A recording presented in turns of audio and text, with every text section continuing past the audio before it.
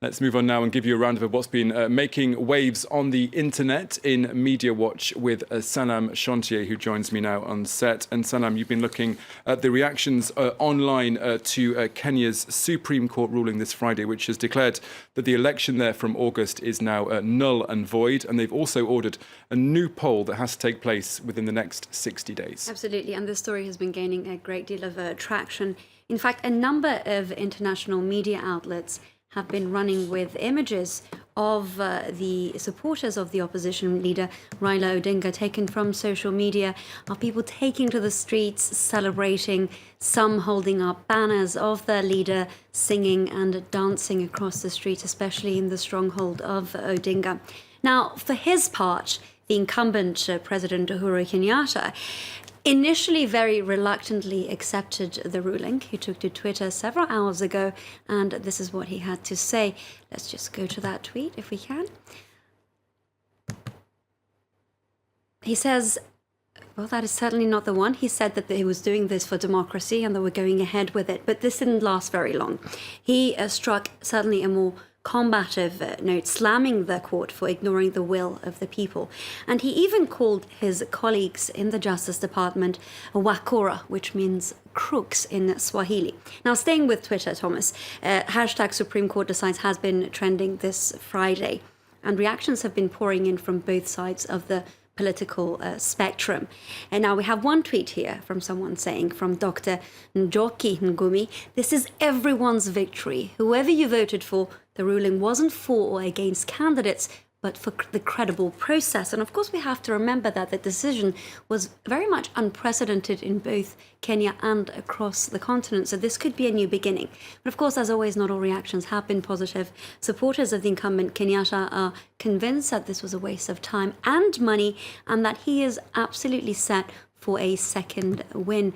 We have a tweet here from Atanas, who says President Uhuru Kenyatta's victory has merely been postponed. NASA, which is the opposition party, will be humiliated again in a fresh elections. Now, what's interesting, Thomas, is that the one thing that has united both sides is their criticism of the international observers, who were very quick to come out and to praise the electoral process.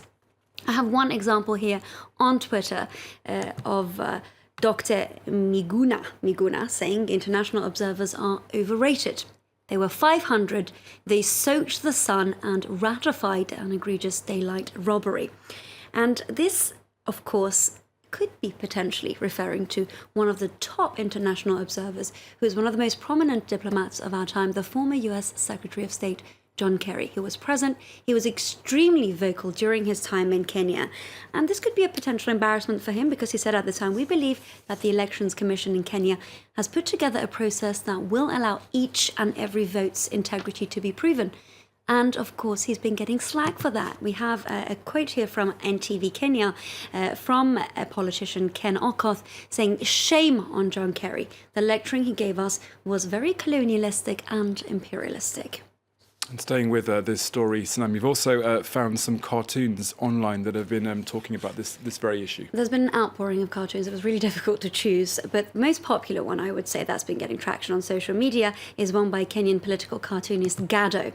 Now here, he actually, and I must say wrongly, prophesizes about the decision of the Supreme Court, showing an image of the six-judge bench ignoring the evidence and the ballot papers.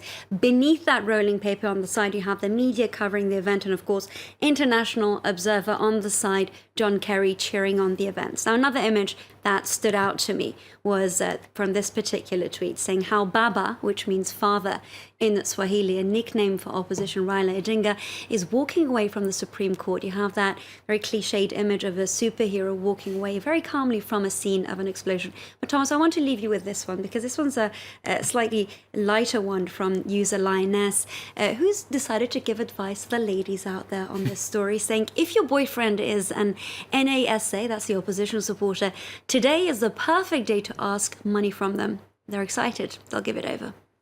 Sanam Chantier with Media Watch. Thank you very much.